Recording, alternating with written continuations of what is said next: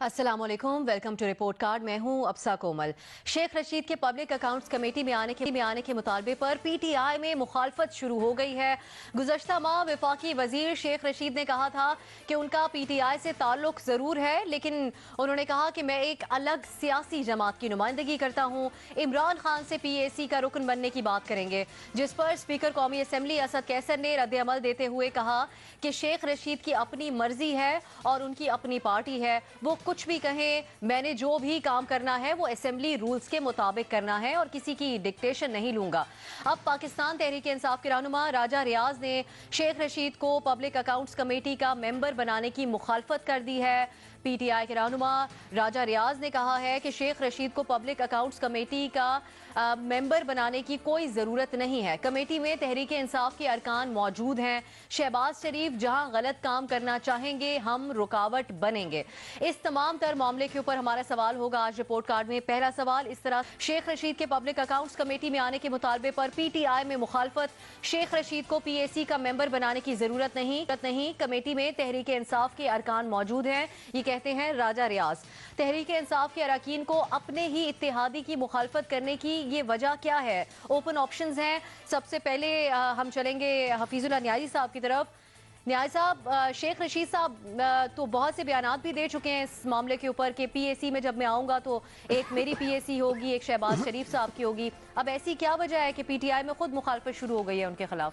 मेरा ख्याल में शेख रशीद साहब जो है वो ये ज़रूर है कि वो एक गैर संजीदा किरदार हैं सियासत के अंदर, लेकिन मुझे अब हैरत ये होती है कि उन्होंने अपनी गैर संजीदगी को भी संजीदगी से पेश करना शुरू कर दिया है। हमेशा से उनका पूरा हमें ज़िंदगी जो है वो इसकी एक पूरी एक तरतीब यही है। अच्छा फिक्रा बोला है न्याजी साहब। और तरतीब ये है कि उन्होंने सारी ज़िंदगी इसी चरब ज़बानी, बद कलामी, लग़्व बयानी, इसी से उन्होंने अपना सारी पॉलिटिक्स चलाई है। बल्कि आप हैरान होगी कि ये जो फयाज़ हसन चौहान साहब हैं, ये पिंडी के अंदर जितने नौखेज़ जो नौजवान आते हैं, जो इस तरीके से सियासत के अंदर उनकी एस्पिरेशन होती हैं या शॉर्टकट्स होते हैं या क्विक फिक्स होते हैं, वो इनको एप करते हैं। आप देखते नहीं हैं कि वो बिल्कुल वही चीज़ नकल कर दी है। सिर्फ फयाज़ हसन चौहान तो सामने आए, ये सब बेशुमार लोग हैं जिनको इन्होंने नौजवानों का उनका दहन, उनकी ज़ुबान, उनको इन्हें ख़राब किया है। मुझे इसमें कोई गाज़ नहीं, लेकिन मैं ये समझता हूँ कि इमरान खान साहब को ये बात समझ लेनी चाहिए कि ये हुक्मरानी जो है ये एक संजीदा काम है। इसमें अच्छी या बुरी हुक्मरानी जो है वो नहीं मैटर करती, लेकिन इसको संजीदा लेना पड़ता है। और उनको ये चीज़ें जो हैं, जो कि वो अपोजिशन के दिनों में या उन दिनों में जब टेलीविज़न की तू तकरार या फिक्राबाजी और इससे वो गुजारा चल रहे थे, वो टाइम अब लग चुका है। ये उनके अपने नुकसान का काम है। अब शेख रशीद की इन सारी बातों से अगर पीटीआई के अंदर कोई दरार पैदा होती है तो इसका नुकसान पीटीआई को ही होगा, बल्कि शेख साहब को भी होगा ना, क्योंकि इसको फायदा नहीं हो रहा। एक वजीर है, वो बन ही नहीं सकता पीएसी का। जिन असूलों के ऊपर जब इन्होंने बनाया था 15 महीने दिन पहले, उनमें से कोई ऐसी चीज थी जो मौजूद नहीं थी जिसका आज जिक्र कर रहे हैं, और कोई भी ऐसी चीज है कि जो उसमें से मिनहा हो गई हो, और वो सारी चीजें मौजूद है मनोआन, और ये कर रहे हैं। तो ये पीटीआई को तुड़वाने वाली बात है, ये रिफ्ट सामने आ गई है और मजीद इसके अंदर इनके अंदर डिवाइड बढ़ेगी। जो शेख रशीद साहब को शुक्रिया अदा करना पड़ेगा, पीटीआई को भी और मुस्लिम नून को भी, वो ग्रुप जो पीटीआई को इस तरीके देखना चाहते हैं। सही, ठीक, बिल्कुल ठीक। इरशाद भट्टी साहब, इत्तेहादी मामूल से बढ़कर कहा जा सकता है शेख साहब को, क्योंकि एक इतनी अहम वजारत मिनिस्ट्री उनके पास है। फिर ये भी रूमर्स थे कि शायद उनको वजीर इत्तलात बनाना चाह रहे हैं, जो कि वो खुद ही कैमरों के सामने गुफ्तगू कर रहे थे। वो तो हमें तो ये लग रहा था जो गुफ्तगू शेख साहब कर रहे थे उससे, कि शायद पार्टी में इस चीज़ के ऊपर कोई इख्तलाफ नहीं पाया जाता। तो ये इख्तलाफ सामने आने की वजह क्या है? अब पहली बात तो फिर वही बात कि मुझे बड़ी खुशी होती है जब ये फवाद चौधरी साहब, फैसल वाडा साहब, शेख रशीद साहब हुकूमत में होकर हुकूमत पर तनकीद करते हैं और वज़ीर आज़म पर इनडायरेक्ट और डायरेक्ट तनकीद करते हैं उनके फैसले पर। ये एक अच्छी बात है, वरना आपको पता है यहाँ तो गुलामी दर गुलामी है और वो किसी की मजाल ही नहीं है कि वो ऐसी बात कर सके। दूसरी बात, راجہ ریاض صاحب تحریک انصاف میں ہیں، مگر یہ پیپلز پارٹی میں عمر انہوں نے گزاری ہے، پوری عمر پیپلز پارٹی میں گزاری ہے۔ ریاض فتحانہ صاحب تحریک انصاف میں آئے ہیں لیکن پوری عمر نون لیگ کاف لیگ میں گزار کے آئے ہیں۔ کہنے کا مقصد ہے کہ ان کی جہاں ٹریننگ ہوئی ہے وہاں مک مکاؤ ہے، مٹی پاؤ ہے۔ یعنی ریاض فتحانہ جیسا پڑھا لکھا آدمی کہہ رہا ہے کہ وزیر پی ای سی کا ممبر نہیں بن سکتا، مان لیا واقعی ٹھیک کا نہیں بن سکتا، لیکن کیا نیب کا قیدی پی ای سی کا ممبر بن سکتا ہے اور وہ اپنے بھائی کا آڈٹ کر سکتا ہے جس طرح انہوں نے پہلے دوسرے اجلاس میں اسلام آباد ایئرپورٹ کا کیا؟ اور پھر وہ آدمی جو یہ مان چکا ہو سپریم کورٹ میں کہ ہاں میں نے 400 کروڑ لگا کر ایک بوند صاف پانی کی بھی نہیں پہنچا سکا، یعنی وہ پی ای سی کا ممبر، اس کو چیئرمین بنا دیں۔ آج خورشید شاہ صاحب بھی بولے ہیں شہباز شریف کے خلاف، انہوں نے کہا ہے کہ شہباز شریف کے خلاف عدم اعتماد لا کر دیکھیں، حکومت قومی اسمبلی نہیں چلا پائے گی۔ انہیں سینئر پارلیمنٹیرین کہا جاتا ہے اور انہیں اس سینئر پارلیمنٹیرین اپنے ہونے پر فخر ہے۔ یہ وہی چیئرمین، یہ بھی چیئرمین پی ای سی رہے تھے، پاور کمپنیوں کو اسحاق ڈار کی طرف سے 54 ارب زیادہ دینے پر آڈیٹر جنرل نے جب اعتراض اٹھایا تو انہوں نے 25,000 تنخواہ کا ایشو بنا کر اسے نکال دیا، مقدمے کروائے، ایف آئی آریں کروائیں۔ یہ وہی ہیں جنہوں نے اصغر خان کیس میں کہا تھا کہ نواز شریف کی ایف آئی اے سے انکوائری کروانا مطلب ہم اپنی داڑیاں ایف آئی اے کو پکڑوائیں۔ یہ ہے وہ مکمکا، یہ سب ملے ہوئے ہیں، ان میں سے کوئی ایک بھی جمہوریت پسند نہیں ہے، نہ کوئی پارلیمنٹ کا تقدس چاہتا ہے۔ یہ کھال بچاؤ، آل بچاؤ، مال بچاؤ فلم چل رہی ہے، یہ کھال بچاؤ، آل بچاؤ، مال بچاؤ فلم چل رہی ہے۔ یہ پھر کہہ رہا ہوں، یہ کھال بچاؤ، یہ کھال پھر بول پڑتی ہیں آپ درمیان میں، کہہ رہا ہوں کہ یہ کھال بچاؤ، آل بچاؤ، مال بچاؤ فلم یہی میری خوش نصیبی ہے۔ اچھا، اور یہ ملک، یہ جمہوریت، یہ پارلیمنٹیرین، یہ سویلین بالادستی چند خاندانوں نے یرغمال بنا رکھا ہے۔ زرداری صاحب، بلاول بھٹو، شریف برادران اور ان کے جو بچے کہیں گے، باقی سب وہی کہیں گے، کوئی اور کسی لائن سے نہیں۔ صحیح، آپ سمجھتے ہیں کہ جو راجہ ریاض صاحب ہیں وہ اپنی پرانی جن پارٹیز میں رہے ہیں ویسے ہی طرز عمل اختیار کر رہے ہیں اور کوئی اتنی خاص نہیں ہے یہ جو مخالفت ان کے سامنے سے کی جا رہی ہے؟ حسن نثار صاحب، اب جو انداز ہے شیخ صاحب کا، تو ٹف ٹائم دے سکتے تھے وہ پی اے سی میں اگر آتے تو اپوزیشن کو، تو کیا وجہ ہے یہ مخالفت سامنے آ رہی ہے پی ٹی آئی سے؟ وہ بہت ہی سادہ معصوم آدمی ہے، he's being used، وہ اس کے پیچھے کچھ اور لوگ ہوں گے، اور بیسیکلی دوسری طرف تو وہ جو it's a bunch of blackmailers, یہ بندہ استعمال ہو رہا ہوگا پی ٹی آئی کے اپنے لوگوں۔ اس کی ایک وجہ ہے سادی سی کہ یہ سارے مل بھی جائیں نا، اکٹھے بھی ہوں تو ایک شیخ رشید ان پہ بھاری ہے۔ یہ احساس کمتری ہے، یہ جیلسی ہے، رائیولری ہے، ٹھیک ہے، وہ ایکلپس کر جائے گا، وہ باہر بیٹھا ہے ایکلپس کیے ہوئے ان سب کو۔ پرائم منسٹر کے بعد the only darling of the media Sheikh Rashid. یہ ابھی جو حفیظ اللہ نیازی صاحب بات کر رہے تھے وہ ڈیفینیٹلی ایک اس کا ڈائمنشن ہے ساری صورتحال کا۔ اگر یہ بالکل ایسے ہی ہے کہ مجھے اگر کوئی بندہ پسند ہو تو میں کہوں گا وہ بہت سادہ ہے، معصوم ہے۔ جس کو پسند نہیں ہوگا وہ کہے گا وہ بے وقوف ہے، گھامڑ ہے، because there is a very thin line. بہت اچھا، آپ کو نہ پسند ہوگا، آپ کہو گے چالاک ہے، مجھے اچھا میں کہوں گا بہت سمارٹ ہے، بیکاز سمارٹ ہونے اور چالاک ہونے میں بڑی تھن لائن ہے۔ اس کو چھوڑیں، وہ جو بات کر رہے تھے وہ اپنی جگہ پہ درست ہے جو حفیظ اللہ کر رہے تھے، بٹ پورے میڈیا میں اگر کسی کو میسیجنگ اور کمیونیکیشن کی تمیز ہے وہ تو ہمارے میڈیا کے لوگوں کو نہیں ہے۔ ابھی آپ نے جو بھٹی صاحب سے بات کی، probably last few years he is the only one، ان کو شعوری طور پہ شاید خود نہ پتا ہو، وہ اللہ کا کرم ہے۔ میسیجنگ اور communication is a different science. یہ اب کیا فلسفے کوٹنے بیٹھے ہو، وہ میٹر نہیں کرتے۔ You are talking to a common man. اب 12 14 15 سال کا بچہ بھی سن رہا ہے، ریڈی والا بھی سن رہا ہے، چھابڑی والا بھی سن رہا ہے، چنچی والا بھی سن رہا ہے۔ سو شیخ رشید کا case is very different, he is too good.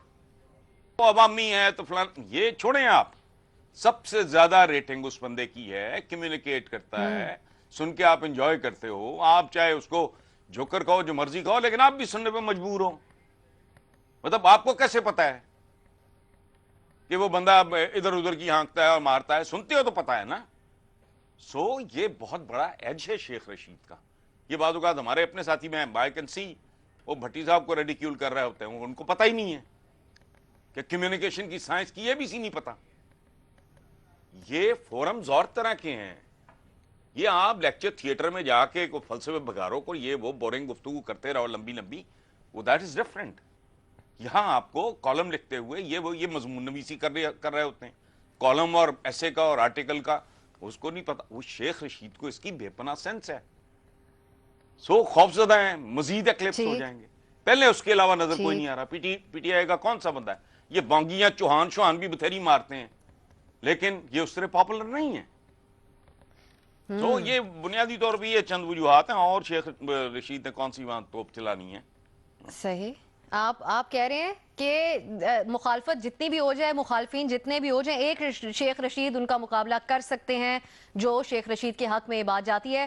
Babar صاحب، جس طرح حسن صاحب گفتگو کر رہے ہیں، پی ٹی آئی کے لوگ ٹھیک اور آپ نے جو گفتگو کی راجہ ریاض صاحب سے متعلق کہ شاید ان کو استعمال، وہ اس پہ ہم مزید صاحب سے بات کریں گے. بابر صاحب ابھی آپ پہ آئیں گے. جس طرح حسن صاحب کہہ رہے ہیں کہ ایک ایسٹ ہی لگتے ہیں پھر پی ٹی آئی کے لیے شیخ صاحب. مچھندروں نے آگے کر دیا ہوگا اس کو. صحیح. اور میڈیا بھی کے لیے بھی انٹرسٹنگ انسان ہے وہ. اب سا راجہ ریاض صاحب وزارت نہ ملنے پر بھی ناخوش ہیں، اور وہ اس پر انہوں نے 2-3 مرتبہ اعتراض بھی اٹھایا ہے، تو اس لیے وہ ذرا ادھر بھی. اچھا ٹھیک، یہ وجہ ہے کہ ہو سکتی ہے آپ کے خیال میں. بابر صاحب، کیوں پھر پی ٹی آئی ان کو ناراض کر رہی ہے شیخ صاحب کو اس طرح کی بات کر کے؟ اب سا میرا تو کوئی انٹرسٹ نہیں ہے اس جواب میں. ہم پچھلے 2 ہفتوں سے پی ایس سی کے اندر گھسے ہوئے ہیں، جیسے یہ پتہ نہیں کتنا بڑا ہمارا نیشنل ایشو ہے، اور اگر یہ ہم نے کسی طرح اس کی کمپوزیشن اور ممبرشپ کا مسئلہ حل کر لیا تو پاکستان کے باقی مسئلے بھی حل ہو جائیں گے. کوئی گوسپ ہوگی، کوئی آپس میں کوئی جھگڑا ہوگا، انٹرنل پارٹی کی کوئی پالیٹکس ہوگی جس کا مجھے تو خبر نہیں ہے، نہ میرا خیال ہے کہ یہ کوئی ایسا ریلیونٹ ایشو ہے. صحیح. آپ سمجھتے ہیں اس ایشو کی اتنی اہمیت نہیں ہے، اس پہ آپ کامنٹ نہیں کر رہے. مدد صاحب، جس طرح حسن صاحب نے کہا کہ شاید راجہ ریاض صاحب استعمال ہو رہے ہیں، اور جس طرح ارشاد صاحب نے اشارہ دیا کہ منسٹری نہیں ملی ان کو اس لیے بات کر رہے ہیں، آپ اتفاق کرتے ہیں اس بات سے؟ اس لیے آسانی سے استعمال ہو گیا ہوگا. تھوڑا سا بابر صاحب کی بات کو آگے بڑھاتے ہوئے پبلک اکاؤنٹس کمیٹی، میں نے تبھی آپ سے پوچھا تھا نا، بیکاز آئی نو دا مین. وہ ریزنٹمنٹ بھی ہوگی، لوگوں نے آگے کر دیا ہوگا، بھولا آدمی ہے ان کا بھی جانوں. بابر صاحب کی بات کو تھوڑا آگے بڑھاتے ہوئے پبلک اکاؤنٹس کمیٹی کی چیئرمین شپ کا ایشو یا تو شیخ رشید صاحب کا ہے یا رپورٹ کارڈ کا ہے. اور دوسری بات یہ کہ ارشاد بھٹی صاحب نے ریاض فتیانہ کا بیک گراؤنڈ بھی بتایا، انہوں نے راجہ ریاض کا بیک گراؤنڈ بھی بتایا، انہوں نے شیخ رشید کا بیک گراؤنڈ نہیں بتایا کہ وہ کس جماعت کے رہے ہیں. وہ اسی جماعت کے رہے ہیں کہ جس کے رہنما کو ہٹانے کے لیے وہ یہ ساری باتیں کر رہے ہیں. دیکھیے، راجہ ریاض صاحب اس لیے اور ریاض فتیانہ صاحب اس لیے تھوڑا سا ڈسنٹ کر رہے ہیں کہ اگر شیخ رشید صاحب کو نامنیٹ کیا جاتا ہے تو ان دونوں میں سے کسی کی سیٹ جا سکتی ہے، اور ان کی جگہ کوئی ایڈیشنل وہ نہیں ہوگا، کسی ایک کو پی ٹی آئی کی اس سے ہٹانا پڑے گا غالباً. اور یہی صورتحال نظر آتی ہے. یہ ہو سکتا ہے کہ پی ٹی آئی کے اور بہت سے لوگ، کیونکہ شیخ رشید کا جس طرح بھی حسن صاحب بھی کہہ رہے تھے کہ وہ میڈیا، جس طرح ہماری پارلیمنٹ میں ایک ٹرم یوز ہوتی ہے پلینگ ود دا گیلری، اور وہ شیخ صاحب کو آتی ہے کہ کس طریقے سے کھیلا جاتا ہے چیزوں سے. وہ اس سے پہلے انفارمیشن منسٹر کے طور پہ بھی، اور پرسیپشن ہمارے یہاں زیادہ اسٹرانگر سمجھا جاتا ہے ریئلٹی سے. آپ ایک اسٹرانگ پرسیپشن بنانے میں شیخ رشید صاحب بالکل ماہر ہیں کہ وہ ایک ایسا پرسیپشن بناتے ہیں کہ جس پر یقین لوگ کر لیتے ہیں، بعد میں بھلے انہیں مایوسی ہو لیکن وہ ایسا کرنے کی صلاحیت رکھتے ہیں. تو میرا خیال ہے، اور یہ آج کی بات نہیں ہے، مجھے اچھی طرح یاد ہے کہ عمران خان جب شیخ رشید کے پاس 2013 کے الیکشن کے بعد چلے گئے تھے ان کے جلسے میں، تو پی ٹی آئی کی سینٹرل کمیٹی نے عمران خان سے وضاحت طلب کی تھی کہ آپ ہمارے منع کرنے کے باوجود کیوں چلے گئے شیخ صاحب کے جلسے میں. لیکن جو عمران کا مزاج میں جو ایگریشن ہے وہ شیخ رشید کو پسند کرتے ہیں اور ذاتی طور پہ پسند کرتے ہیں، اس لیے ذاتی طور پہ عمران خان چاہتے ہیں.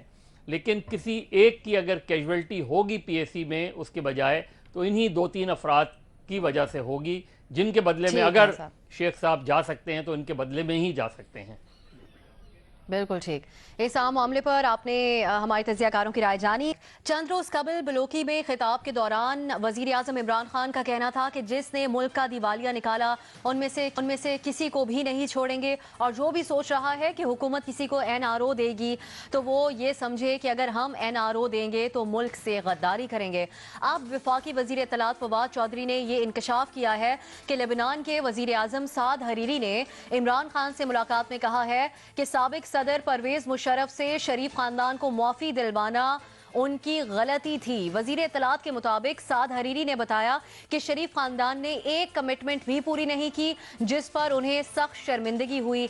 वजीर खजाना और वजीर खारजा शाह महमूद कुरैशी ने इस बारे में क्या कहा, अब इसी मामले से मुतालिक हमारा सवाल होगा अपने पैनल से। फवाद चौधरी कहते हैं कि साद हरीरी ने इमरान खान से कहा कि शरीफ खानदान को माफी दिलवाना गलती थी। ये इंकशाफ किया फवाद चौधरी ने। साद हरीरी ने हाथ उठा लिए हैं और कहा है कि वो आइंदा ऐसा नहीं करेंगे। ये कहना है असद उमर का। आपसे ये जानना चाहेंगे कि तहरीक इंसाफ की हुकूमत NRO के मामले पर इतना शोर क्यों मचा रही है। ओपन ऑप्शंस हैं। सबसे पहले हसन निसार साहब की तरफ चलेंगे। हसन साहब, अगर आप तारीखी हवाला भी इस बारे में दें और ये भी वजाहत करें हमारे नाजरीन के लिए कि एक्चुअली ये मामला था क्या, साद हरीरी ने माफ़ी दिलवाई या NRO तो नहीं, उनके वालिद साहब की बात थी 1999 में, और साद हरीरी साहब ने 2008 में कुछ किरदार अदा किया था मामला ठीक करने के लिए, रिलीफ दिलवाने के लिए शरीफ खानदान को। ठीक है, आपने तस्दीक कर दी, बैकग्राउंड ऐसा ही है जो आप कह रहे हो, लेकिन ये चूंकि इन लोगों को शायद ना पता हो, मोटी सी बात कर दी, लेकिन basically it boils down to the same. लंबा वो रफ़ीक हरीरी हो या उसका बेटा हो, बात वही है। ये बुनियादी तौर पे जो पूरा आलम इस्लाम है ना, सो कॉल्ड, इनकी एलीट बुनियादी तौर पे ये आपस में मिले हुए लोग हैं, बिल्कुल जैसे पाकिस्तान के अंदर की एलीट। ये भी जो इरशाद भट्टी साहब ने कहा कि भी ये मिले हुए हैं, ये मिले हुए लोग हैं।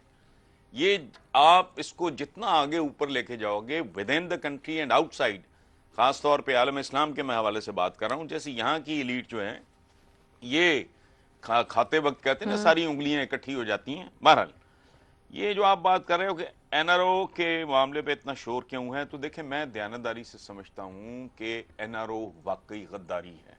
मेरे नज़दीक मैं अपनी बात कर रहा हूँ, ट्रेजरी और ट्रीजन में गहरी मुमासलत है, ये गहरी मुशाबहत है। किसी मुल्क को गालना, साड़ना, बर्बाद कर दो, उसको लूटना शुरू कर दो, क्या रह जाएगा उसके पल्ले। वही वाली बात ना जो पिछले दिनों किसी ने की है कि अजान के बाद बच्चे को बताना पड़ता है कि तू 1 लाख कितने का मकरूज है। किसी मुल्क को कैंसर की तरह अंदर से ये ब्लड कैंसर है, तो गद्दारी है ऐसे लोगों को छोड़ना। पहले अगर कर लिया होता तो ये नौबत ही ना आती। इसलिए अच्छा, इतनी मैंने तरमीम जरूर की है, मैं डे 1 से प्री बार्गेन के खिलाफ रहा हूं, बड़ी बड़ी दलीलें घसीटते रहे, उसके बाद मैंने रिविजिट किया अपना फैसला कि भाई अगर मुनासिब वसूली होती है और वो सरेआम लोगों के सामने एतराफ़ करते हैं कि भी हमसे गलती हो गई थी और हम ये उसका तावान दे रहे हैं या व्हाटएवर, तो जो भी चाहें ये जैसा ड्राफ्ट चाहें तैयार कर ले, तो उनको छोड़ देना चाहिए। इनका अचार नहीं डालना। मुझे कोई दिलचस्पी नहीं किसी को सजा मिले, को 10 साल जेल में बैठा रहे, 20 साल बैठा रहे, या किसी को लटका दें फलाना, वो फजूल बात है। वसूली करें, जाने दें इनको, रहना भी चाहें तो रहने दें इनको, हमेशा के लिए धुतकार दिया जाए, पॉलिटिक्स से निकल जाए, पाकिस्तान की जान छोड़ दें, खत्म हो गई बात, और थोड़ी बहुत को वसूली हो जाए बस। मेरा और हुकूमत के मौक़िफ़ में इतना फर्क है। पहले मैं भी वही बात करता था, लेकिन अब नहीं, वसूली होती है तो कर लो। सही। नियाजी साहब, अब जब साद हरीरी और वजीर आजम साहब की मुलाकात हो रही थी, तो जिस तरह हवाला हम सुन रहे थे असद उमर साहब का और वजीर इत्तलात साहब का, तो आउट ऑफ नोवेयर तो ये बात नहीं हुई होगी कि हम अपने मुल्क के अंदर उनको NRO नहीं देंगे, कहीं से तो गुफ्तगू का आगाज हुआ होगा। तो क्या ख्याल है आपका इस बारे में, उन्होंने इस बारे में बात शुरू की होगी? अब सर मैं आपको इसका थोड़ा बैकग्राउंड बता देता हूँ, लेकिन मैं सिंपल पहले मैं कमेंट देता हूँ कि असद उमर साहब जो कुछ फरमा रहे हैं, मैं शाह महमूद कुरैशी साहब फरमा रहे हैं या इमरान खान साहब फरमा रहे हैं, ये बात ज़हन नशीन कर ले कि ना तो इनके पास डील देने की औकात है और ना इनके पास डील देने की सकत है। इसलिए डील और ढील 2 दफ़ा नहीं हुई, ना ये 2000 के अंदर हुई है اور نہ یہ اس سے NRO کی صورت میں ہوئی ہے مشرف والے 2007 میں، اور نہ یہ جو ہے پہلی دفعہ 2018 کے الیکشن میں ہوئی ہے، نہ یہ 2002 کے الیکشن میں ہوئی ہے. یہ ڈیلیں اور ڈیلیں پاکستان کی سیاست کا اس کا چولی دامن کا ساتھ ہے، پہلی بات. دوسری بات یہ ہے کہ ذہن میں رکھیں کہ یہ واقعہ 1999 کا نہیں ہے، 2000 کا ہے. یہ سعد حریری صاحب جو ہیں، یہ رفیق حریری صاحب کے والد صاحب وزیر اعظم تھے لبنان کے، یہ ان کے بیٹے ہیں. لیکن وہ رفیق حریری صاحب کی بھی کوئی اوقات نہیں تھی، یہ تو بالکل بچہ تھا. یہ شجاعت عظیم صاحب تھے جو نواز شریف کے بھی مشیر ہوا بازی رہے. یہ ان کے طارق عظیم صاحب بھائی تھے جو عمران خان صاحب کے دوست تھے، مشرف صاحب کے منسٹر بھی رہے طارق عظیم صاحب، سینیٹر بھی بنے، آج کل ایمبیسڈر بنا ہے نواز شریف صاحب نے کینیڈا میں. یہ ان کا جہاز چلاتے تھے شجاعت عظیم صاحب رفیق حریری کا. رفیق حریری جو تھے یہ ان کے سیکنڈ فیڈل تھے کنگ عبداللہ صاحب کے. ان کے یہ بھی اور اسد یہ بڑے ان کے سٹرونگ دو تھے سیریا اور لبنان.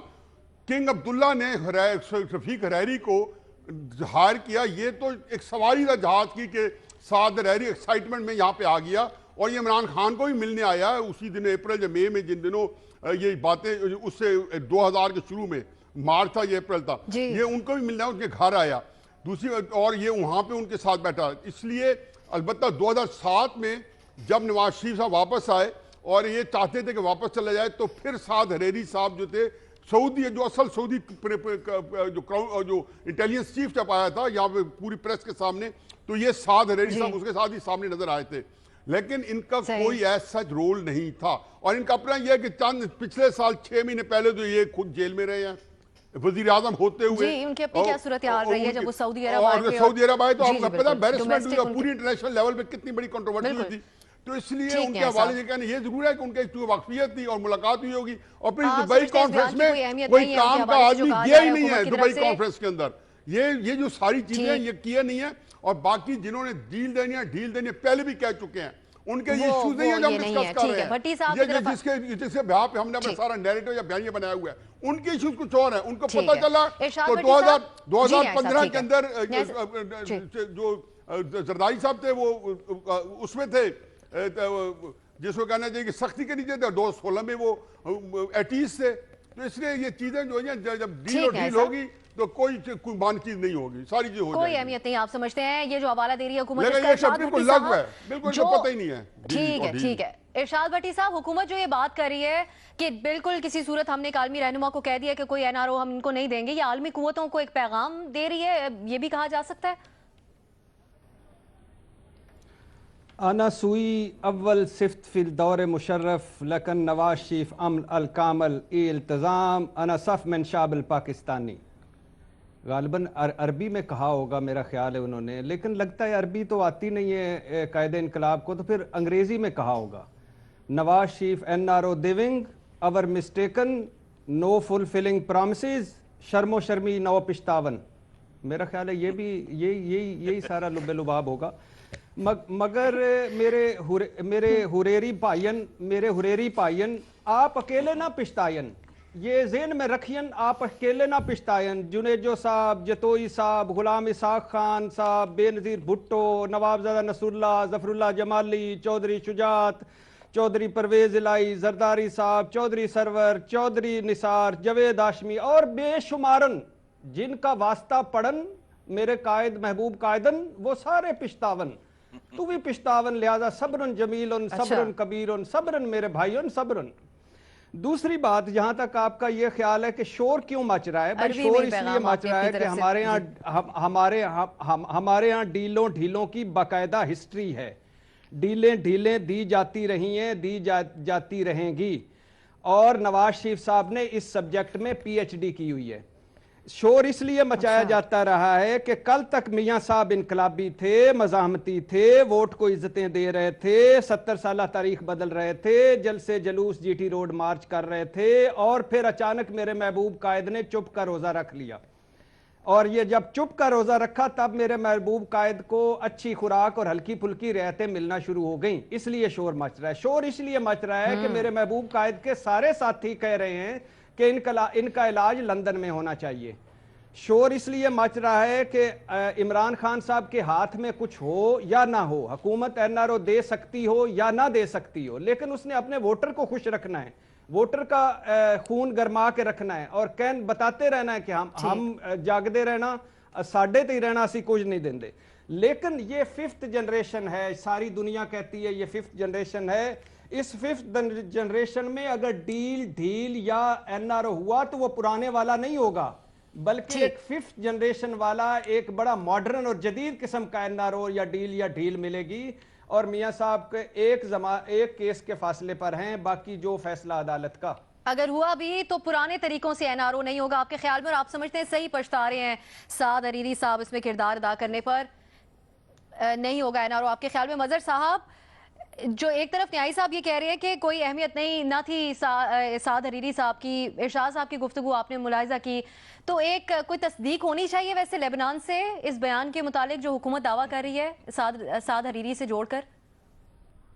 देखिए, 3 लोग इसमें अहम हैं जिनसे अगर जर्नलिस्टिक पॉइंट ऑफ व्यू से मैं बात कह रहा हूँ, जिनसे अगर कोई इन्वेस्टिगेटिव जर्नलिस्ट या अदरवाइज कोई चाहे तो मालूमात हासिल कर सकता है कि एग्जैक्टली हुआ क्या था। एक साबिक सदर परवेज़ मुशर्रफ जिनको पता होगा, एक हरेरी साहब जिन्होंने ये बात की है और उनकी तरफ से इसकी तरदीद नहीं आई है। ये भी बड़ी अहम बात है कि इसकी तरदीद नहीं आई है, हो सकता है एक आध दिन में आ जाए। तीसरे शहबाज शरीफ या नवाज शरीफ कि वो बताएं कि इस बयान पर उनका क्या रद्द अमल है। देखिए, ये बात क्योंकि उस वक्त तक ये बात तो तय थी कि सऊदीज़ ने इंटरफेयर किया था, सऊदीज़ निकाल के ले गए थे, वो सारा जहाज़ भी सऊदी अरब गया, वो रहे भी सऊदी अरब में, उन्होंने परवेज़ मुशर्रफ को भी बड़े तोहफे दिए उसके बाद, ये सारी चीज़ें हुई हैं। तो इसमें अब अगर किंग सुलेमान आ रहे हैं तो उनसे भी मालूम कर लिया जाए, शायद उनको पता हो उस ज़माने में क्या हुआ था उस चीज़ का। तो ये, लेकिन ये 3 तो बड़े अहम कैरेक्टर्स हैं और एक की तरफ से बात आ गई है, और ये खबर के पॉइंट ऑफ व्यू से, मेरे पॉइंट ऑफ व्यू से ये बहुत बड़ी खबर है। ये कोई मामूली खबर नहीं है कि पाकिस्तान का इंफॉर्मेशन मिनिस्टर और फॉरेन मिनिस्टर ये बात लबनान के वज़ीर आज़म को कोट करके कह रहे हैं कि उन्होंने ये बात की। तो अगर इसकी तरदीद नहीं आती तो ये उससे भी बड़ी खबर है। और अगर मुस्लिम लीग नून का जो अब तक रद्द अमल नहीं आया इसके हवाले से, वो इस बात की तस्दीक की तरफ इशारा करते हैं कि ऐसी कोई चीज़ हुई है, तो या तो शहबाज शरीफ साहब इस पर बोलें कि शहबाज शरीफ साहब बताएं कि एग्जैक्टली क्या हुआ था, क्योंकि ये मुझे पता है कि शहबाज शरीफ वॉज द लास्ट पर्सन जिसने इस डील को एक्सेप्ट किया था, उनको ज़बरदस्ती निकाल के ले जाया गया था। तो ये बात वो बता सकते हैं, नवाज शरीफ बता सकते हैं, परवेज़ मुशर्रफ बता सकते हैं, या अगर लबनान से कोई रद्द अमल आता है तो उस सूरत में हमें या फिर सऊदी अरब होगा।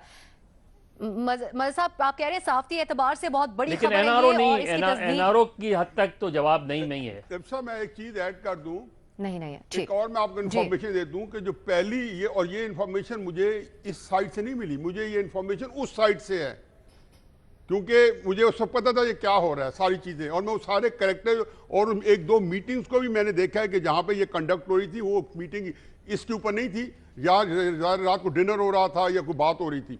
पहली जो अप्रोच की गई थी वो कुलसूम नवाज को बताया गया था, ना नवाज शरीफ को बताया गया था, ना शहबाज शरीफ साहब को। मतलब आप ठीक कह रहे हैं। उसके बाद उनके वालिद साहब के पास ये बात आई, फिर उन्होंने सारी चीजें पूछी की कि क्या होगा हमें करके क्या किया जाएगा, तो फिर उनके वालिद साहब ने फैसला किया था कि हम एक्सेप्ट करते हैं। फिर नवाज शरीफ साहब को उनके वालिद साहब को डिसीजन पहुंचाया गया था, फिर जाके शहबाज शरीफ अंदर से तलमिलाए, लेकिन उनके वालिद साहब की तरफ से हुक्म मिला कि आप नहीं, ये बात है। और ये डील अगर कोई ऑफर की थी तो हरेरी जो था वो नहीं आता था। आप तारीखी उसकी हवाला दे रहे हैं, वक्त थोड़ी की वक्त कमी है। बाबर साहब की तरफ हम जाएंगे। बाबर साहब, आपके ख्याल में ये सिर्फ बयानबाजी है हुकूमत की तरफ से या वाकई ऐसा कुछ हुआ है? ज़रूर हुआ होगा। अब साहब, मुझे तो एज अ पाकिस्तानी शर्म आती है। देखिए, हम एनआरओ की बात करते हैं, क्या था पहला एनआरओ? ये जो हमारी इस्लामिक वर्ल्ड है, ये तो एक बादशाहत है और इसमें तमाम रिलेशनशिप्स पर्सनल लॉयल्टी के रिलेशनशिप्स हैं।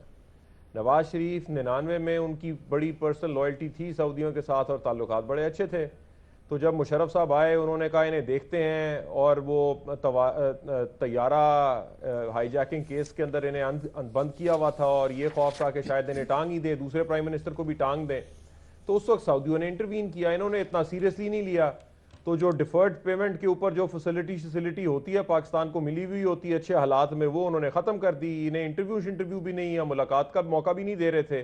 تو پھر مشرف صاحب کو بھی لگا کہ یہ شاید سعودی سیریس ہے اس مسئلے میں. انہوں نے بھی کہا چلے جان چھڑاتے ہیں، یہ ایک یہاں پہ بندہ جس کے خلاف کو کی ہے وہ بیٹھا رہے گا تو یہ مسئلہ ختم نہیں ہوگا، تو اسے بھی فارغ کریں. بے نظیر بھٹو ویسے ہی باہر تھیں، تو ایک نیا پاکستان اس وقت بننے جا رہا تھا. تو یہ کس طرح سے ہمارے ملک کے حالات چلتے ہیں. اسی طرح جب دوسرا این آر او ہونا تھا تو اس وقت امریکی اس میں شامل تھے کہ جی اچھا ٹھیک ہے مشرف صاحب پریزیڈنٹ رہیں گے، بے نظیر بھٹو پرائم منسٹر رہیں گی، اور ایک نئی گورنمنٹ آئے گی اور وہ یہ جو ریڈیکل اسلام ہے اس کے خلاف یہاں پہ ایک نیا بند بنے گا، یہ ہوگا. ٹھیک ہے، ہسٹری پھر اپنا رخ بناتی ہے اور اپنے حالات بن جاتے ہیں. اور اس وقت بھی نواز شریف صاحب کو واپس آنے کی سعودیوں نے اجازت اسی لیے دی کیونکہ ڈیل ان کے ساتھ کیا تھی؟ ڈیل تو یہی تھی کہ نہ بے نظیر بھٹو واپس آئیں گی نہ نواز شریف واپس آئیں گے. جب وہ اپنی ڈیل بنا کے واپس آ گئی تو انہوں نے کہا چلیں جو ہم نے معاہدہ آپ کے ساتھ کیا ہوا تھا ہم اس میں سے آپ کو جانے دیتے ہیں. تو یہ تو ہمارے حالات ہیں. اور اگر آج بھی ڈیل ہوئے گی تو اتنی ہی کیا عالم میں ہوگی کہ ہمیں پیسے بھی چاہیے، ہم ادھر سے بھی مانگ رہے ہیں، ہم ادھر سے بھی مانگ رہے ہیں، اور ظاہر ہے وہ جو بھی کنڈیشنز لگائیں گے. لیکن اب حالات مختلف ہیں. کیوں این آر او نہیں ہوگا؟ کیونکہ اب ہم نے دیکھا کہ جو آخری دفعہ، اور بھٹی صاحب تو تھے موجود سعودی عربیہ میں، اور جو جس طریقے سے ٹریٹمنٹ دی گئی نواز شریف کو، اس کے بعد یو اے ای نے جس طرح سے مدد کی پاناما والے کیس میں، تو بڑا کلیئر نظر آتا ہے کہ جو اسلامک ورلڈ کی ایلیٹ ہے، یو اے ای کے جو رولرز ہیں اور جو سعودی عرب کے رولرز ہیں، ان سے نواز شریف کے تعلقات خراب ہو چکے تھے. اس وجہ سے ہم کہہ رہے ہیں آج کے این آر او نہیں ہوگا، لیکن اگر ان کے تعلقات وہاں ٹھیک ہو جائیں تو یہاں پہ پھر این آر او ہو رہا ہوگا انفارچونیٹلی. اور جو سارے لوگ بیان لیکن ابھی حالات آپ کے خیال میں مختلف ہیں. صحیح، بالکل ٹھیک. اس سیگمنٹ کو ہم کلوز کریں گے. جو میاں صاحب نے پوائنٹ اٹھایا تھا کہ ایک بہت بڑی خبر ہے، اگر حکومت یہ دعویٰ کر رہی ہے اس کی تصدیق ضرور ہونی چاہیے، اور ہمیں دیکھنا یہ ہوگا آنے والے دنوں میں کہ شریف برادران اس کے اوپر کیا رہتے ہیں. اب ہم گفتگو کریں گے آئی ایم ایف سے متعلق جو تازہ ترین اپڈیٹس ہیں. آئی ایم ایف نے پوزیشن بدل لی ہے. ہم آئی ایم ایف کے ساتھ معاہدے کے قریب آ گئے ہیں، یہ کہتے ہیں اسد عمر. حکومت کیا چھپا رہی ہے؟ آئی ایم ایف کی شرائط پارلیمنٹ میں پیش کی جائیں، یہ مطالبہ کیا گیا ہے اپوزیشن کی طرف سے. آپ سے جاننا چاہیں گے کہ کیا حکومت پارلیمنٹ میں شرائط پیش کرے گی؟ حسن نثار صاحب کیا سمجھتے ہیں آپ؟ پہلے تو ایک جملہ پچھلے سوال کے حوالے سے کہ ڈیل ہوئی تو عمران خان نہیں ہوگا، عمران خان ہوگا تو ڈیل نہیں ہوگی. یہ مت ہے جس کے بارے میں باتیں ہو رہی. ایک بات رہ گیا قرضہ اور اس کی شرائط، تو یہ تو بنگے ہیں ادھر ادھر کی باتیں مار رہے ہیں. قرضے اور اس کی شرائط دے آر لائک پریگننسی، چھپائی نہیں جا سکتی. بس اتنا ہی جواب ہے. صحیح، یہ جاہل ہیں، ان کو پتہ ہی شرائط چھپائی نہیں جا سکتی آپ کے خیال میں. ٹھیک، تو اس طرح کی باتیں کریں. بابر صاحب آپ کے خیال میں؟ نو. ٹھیک، بابر صاحب آپ کے خیال میں پیش کریں گے حکومت پارلیمنٹ میں یہ شرائط؟ آج تک کسی حکومت نے کی ہے جو یہ حکومت پیش کرے گی، لیکن ہمارے سامنے آئیں گی جب انٹرسٹ ریٹ چینج ہوگا، جب ڈالر کی قدر چینج ہوگی، جب باقی چیزوں کی قیمتیں بڑھیں گی تو وہ پتہ چل جائے گا، لیکن پیش یہ نہیں کریں گے. صحیح. ارشاد صاحب، آج تک کی سب حکومتوں کے اوپر سب سے بڑا اختلاف ہی پی ٹی آئی کرتی تھی کہ بتاتے نہیں ہیں شرائط کیا ہیں. پی ٹی آئی خود کرے گی؟ تو جو اگر پی ٹی آئی کرتی تھی تو انہوں نے کیا، آپ بھگتے.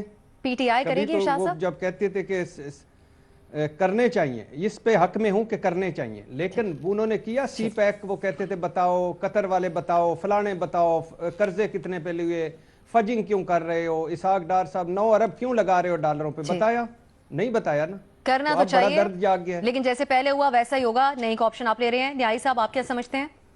دیکھیں جی، جو ملکوں کے درمیان ہوتا ہے، کئی دفعہ سی پیک ہے، کولیشن سپورٹس فنڈ ہے، یا سعودی عربیہ نے نیوکلیر ہمیں ڈیٹونیشن کے بعد جو ہمیں سپورٹس دی تھی، وہ اس کی کئی وجوہات ہوتی ہیں خفیہ رکھنے کی، اور لوگ رکھتے ہیں. اور وہ بھی بالکل حسن صاحب نے صحیح کہا کہ وہ بھی نہیں چھپتے اس طرح، یا جیسے بابر صاحب نے کہا ہے.